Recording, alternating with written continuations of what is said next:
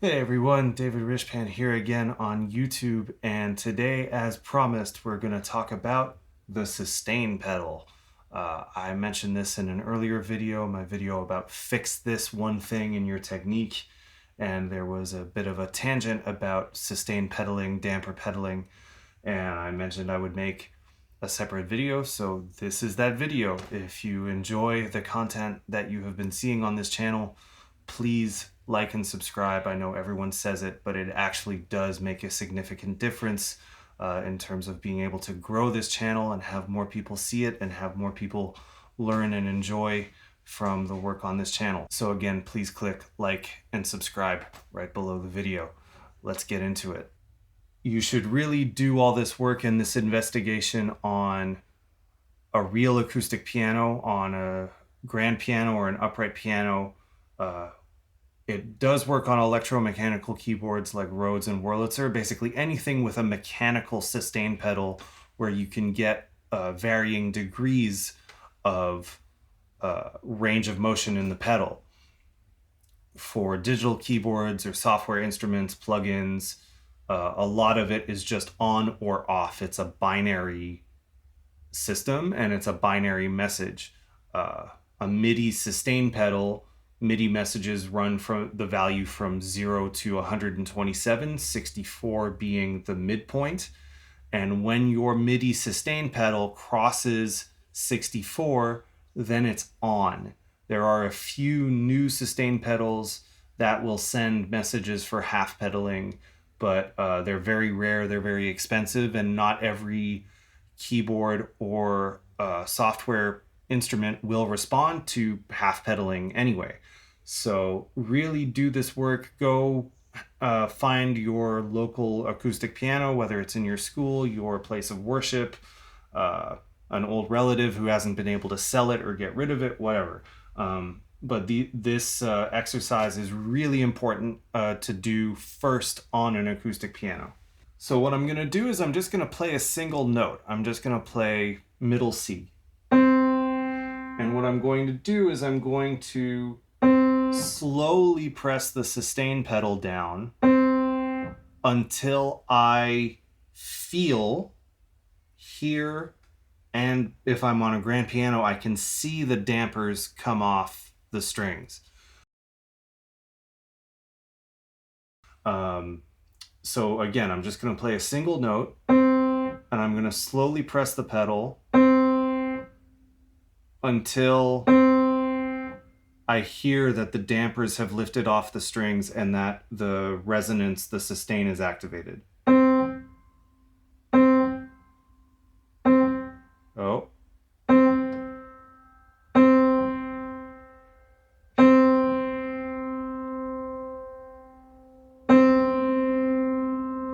And now I'm going to do the reverse. I'm going to bring the pedal up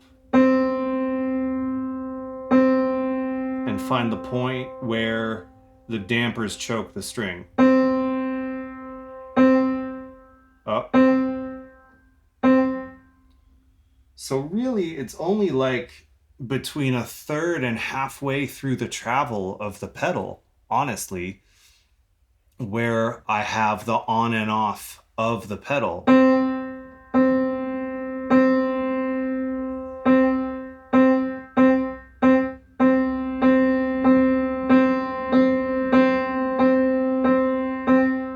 And there's such a range of motion and range of sounds, even in that tiny, tiny bit of travel in the pedal.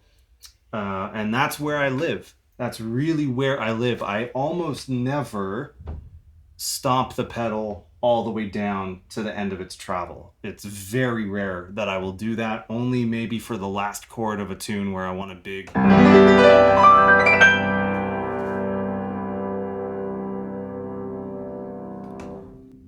Only in that moment will I stomp the pedal to the end of its travel. The rest of the time...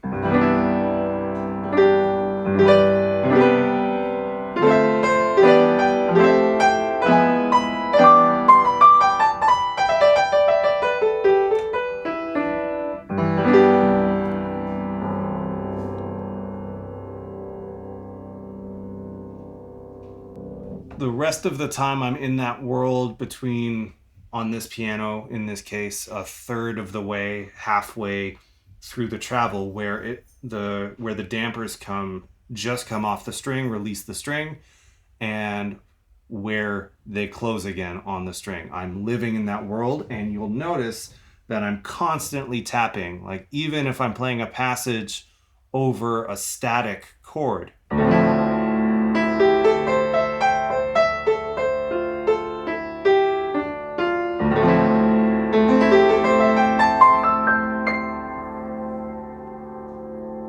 I'm really making sure that if I'm playing a melody over that static chord, that the melody is not turning into mud. Because even though kind of the general rule of using the sustain pedal is that you would switch on every chord change, let's say, right? If you're playing a melody over a static harmonic palette, a static harmonic bass, a static chord, you still want that melody to sing out. And if you let the whole thing run together,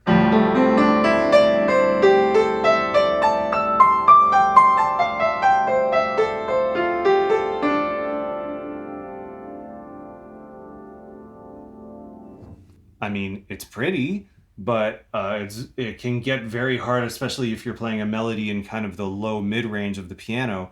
It's a little bit tough to really distinguish the notes of the melody and to get that melody to really sing out the way it needs to. Even for something like a tune like In a Sentimental Mood by Duke Ellington,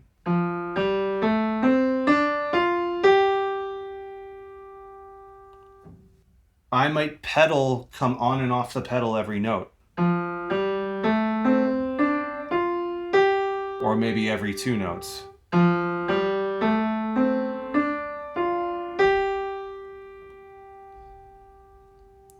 The other thing I want to address is that even though I might be using the pedal, I'm also really letting my fingers play legato. I'm not using the pedal in place of my fingers not playing legato. I'm not doing this.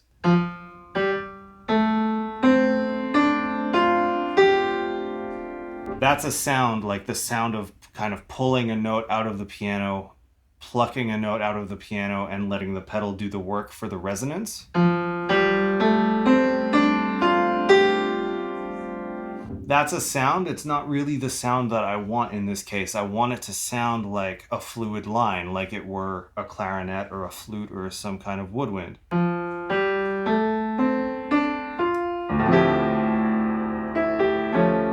Now when it goes to minor major 7, I've changed the pedal. I've repressed the pedal to get rid of the flat 7.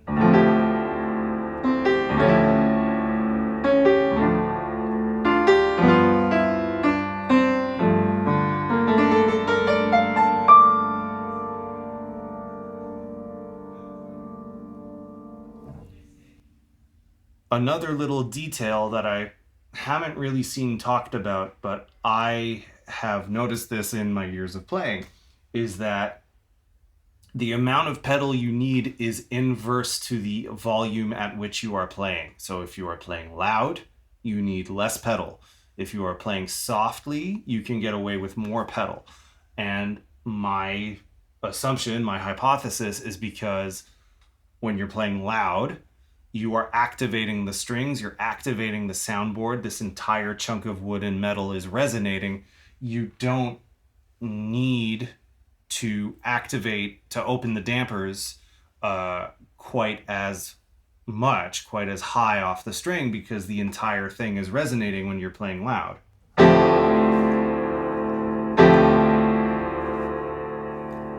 Whereas if I'm playing soft,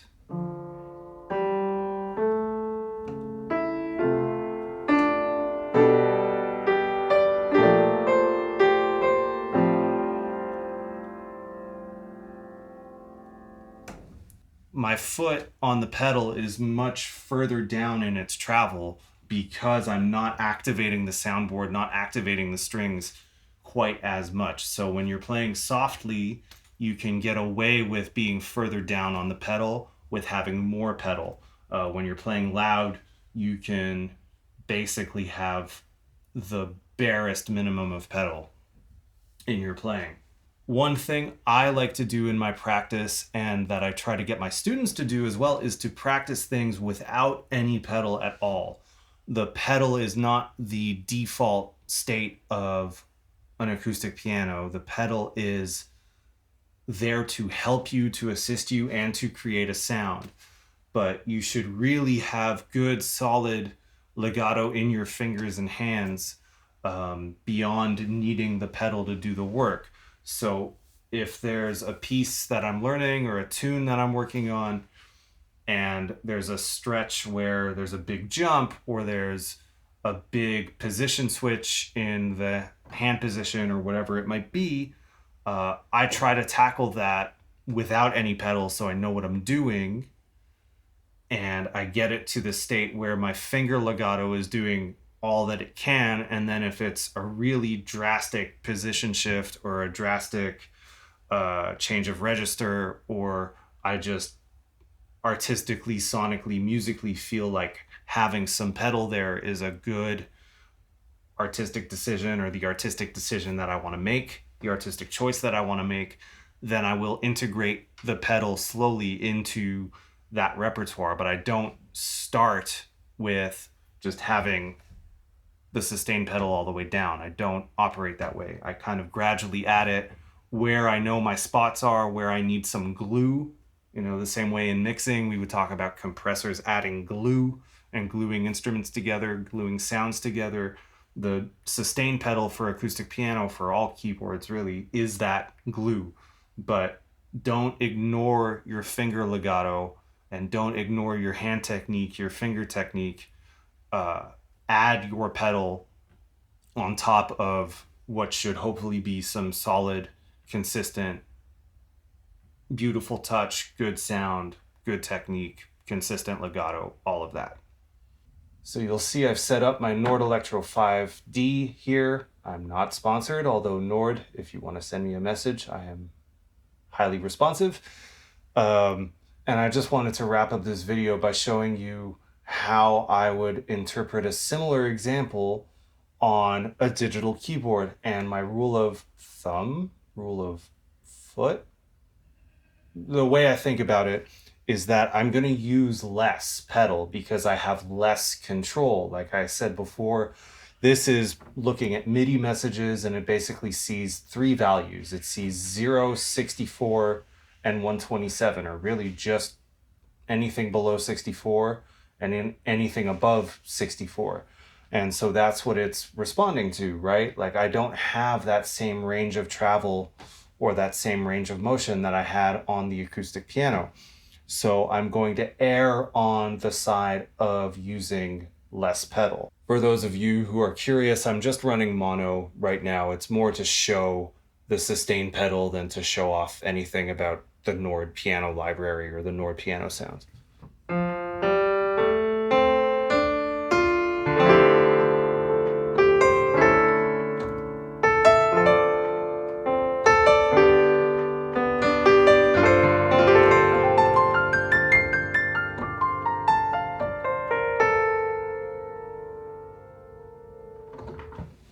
And now on this fake sustain pedal, I am indeed going all the way down to the finish, to the end of its travel, just because it doesn't have the range of motion. It doesn't have the same kind of responsiveness. So also to make sure that I'm activating the MIDI sustain, I'm pressing it all the way down to the end of its travel.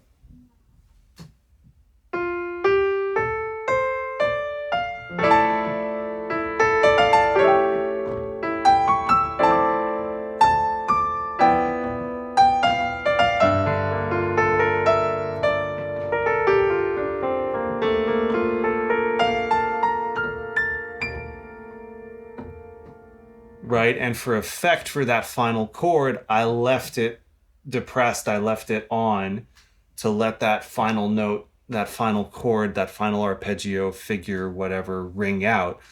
But if I'm trying to get the melody to sing, or if I'm improvising, I'm basically feathering the pedal all the time, the same way I am on the acoustic piano, I'm tapping the pedal and releasing the pedal even more often, more frequently than I would on an acoustic piano, like I said, because I have less control.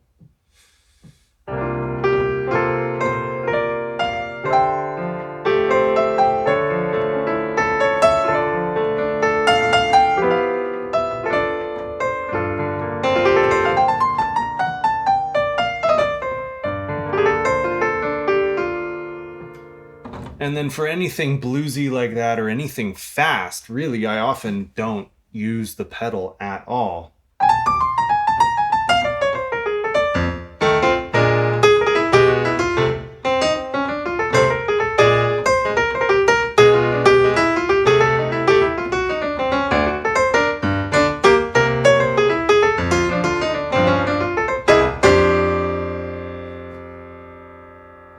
I didn't touch the pedal a single time in that chorus of blues. I didn't need to. There's no reason for me at a tempo like that.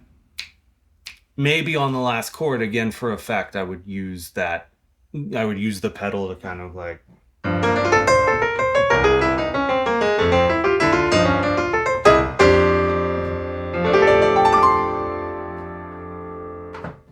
Maybe, but in up-tempo music, it's pretty rare that I will use the sustain pedal at all. And even when I play Fender Rhodes, Wurlitzer, I've done whole gigs without sustain pedal, just because, quite frankly, I don't want to be bothered to fight with the sustain pedal of a Rhodes. I find it the hardest piece of a Rhodes to set up and install. Maybe that's just me. I can get away with, if we're not playing a ballad in the set, I can get away without a sustain pedal. So I hope all of you piano players, keyboard players got something out of this tutorial. I haven't seen a specifically sustain pedal centric tutorial on YouTube yet. If you have seen other sustain pedal training, I'm curious to see what other people say about it. So please, let's have a discussion in the comments below. If you haven't, please like and subscribe. It really indeed does help to grow the channel. I know every YouTuber says it, but it's actually true. So please like and subscribe. And my name is David Ryshpan. I'll see you in the next video. Cheers.